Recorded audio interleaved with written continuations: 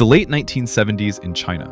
The state-owned enterprises, these massive government-run factories, are basically sleepwalking through production. Workers have zero skin in the game, managers have no real power, and the whole system is just stagnant. Deng Xiaoping knows something has to change, but reforming every state enterprise at once? Way too risky. So he does what any smart reformer would do. He picks a testing ground. October 1978. Deng handpicks 6 state-owned enterprises in Sichuan province to run a little experiment. Why Sichuan? Because at that time, Sichuan is one of the places with the most state-owned enterprises in China, and they were incredibly diverse, different industries, different sizes. It was the perfect laboratory. Precision machinery, the Ningjiang Machine Tool Factory, making machine tools and clocks. Heavy industry, Chongqing Iron and Steel, a giant in metallurgy. Seamless steel pipes, the Chengdu Seamless Steel Tube Plant. Chemicals, Sichuan Chemical Works. Fertilizer, super important for agriculture. Xindu County Nitrogen Fertilizer Plant. Traditional silk, Nanchang Silk Factory. Now, here's the key figure in all of this. Zhao Ziyang. He's the provincial party secretary of Sichuan, and he is all in on reform. He had already pulled off a hugely successful rural reform package, the famous 12 measures, that loosened things up in the countryside and got farmers producing again. That success gave him serious credibility. So when Deng wants to test enterprise reform, Zhao is the guy on the ground, making it happen. What did they actually do? They gave factory directors way more power. These state enterprises were suddenly allowed to produce and sell stuff outside the mandatory state plan. Exporters could even keep a portion of the foreign currency they earned. Huge incentive. For the first time, managers had real autonomy and real rewards if they perform. By 1984, Deng Xiaoping saw the potential of this experiment to promote this method across the country. And at the 3rd plenary session of the 12th Central Committee of the Communist Party of China, it was officially decided. China would separate ownership from management in state enterprises. The state remained the owner, but day-to-day operations were handed over to managers through the so-called Contract Responsibility System, CRS. This system worked by the government signing a contract with the plant manager.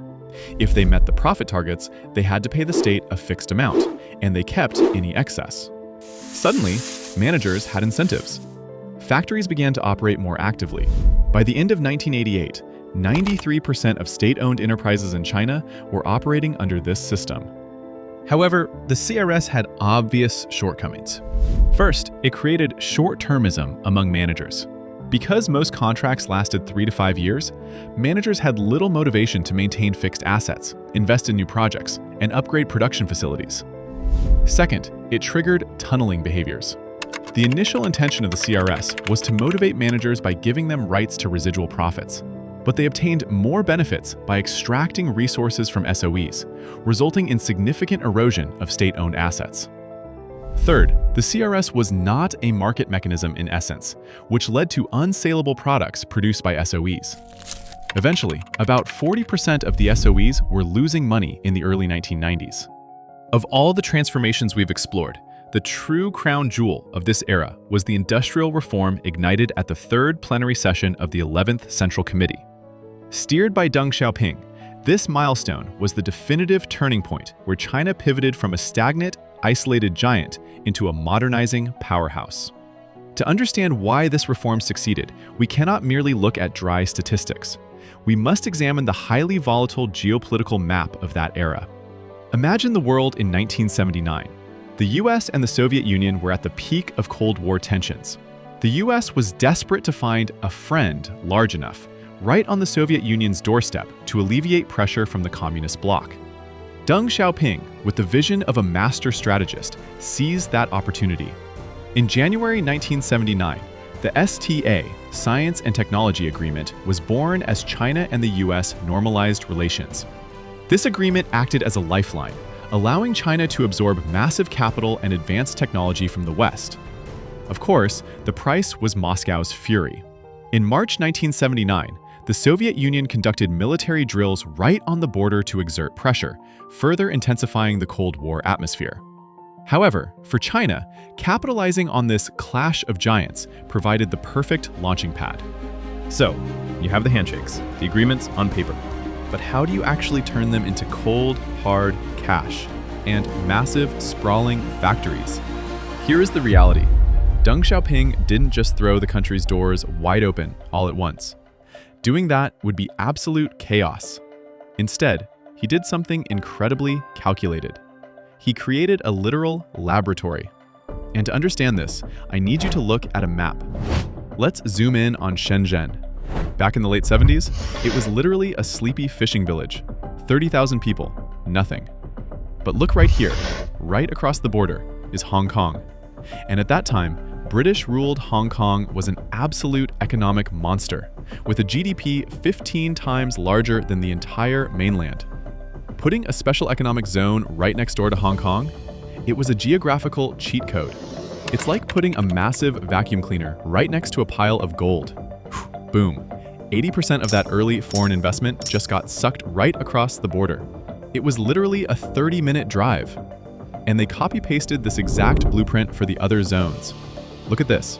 Zhuhai placed right next to Macau, Xiamen staring directly at Taiwan, and Shantou facing out to Southeast Asia. It was geographically perfect. What happens next was genuinely the craziest construction boom in human history. They weren't just pouring concrete. They were building a global logistics nervous system. Massive megaports like Yantian, Shekou, places that today literally control everything you buy. But Deng Xiaoping's real superpower wasn't concrete. It was paperwork, specifically the tax code. A flat 15% corporate tax rate. Taxes on imported machinery? 0. Taxes on exported goods? 0. It was the perfect bait, and Western capital simply could not resist. And it worked. It worked so well that Beijing decided to go all in.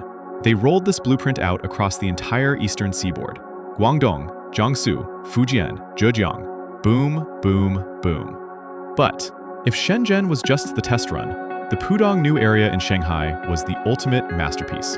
Look at Shanghai in the late 80s. The South was printing money, but Shanghai, China's old industrial heart, was rusting. It was choking on terrible infrastructure. But Deng Xiaoping, with the eye of a grand strategist, saw the geometry of power.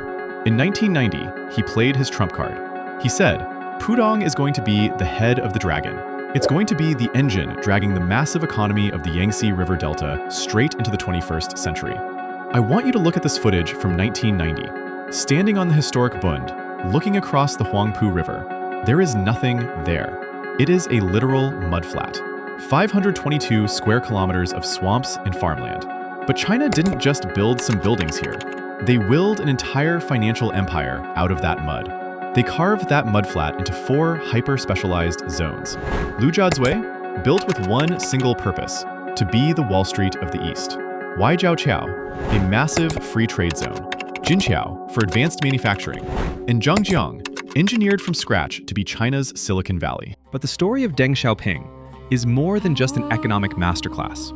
It's a masterstroke in geopolitical chess. And here is where we find the ultimate historical irony. In its eagerness to outmaneuver the Soviets during the Cold War, the US essentially handed China the capital and the opportunity to become this global manufacturing titan. It was a strategic win back then, but today, the US finds itself desperately straining to contain the very superpower it helped build.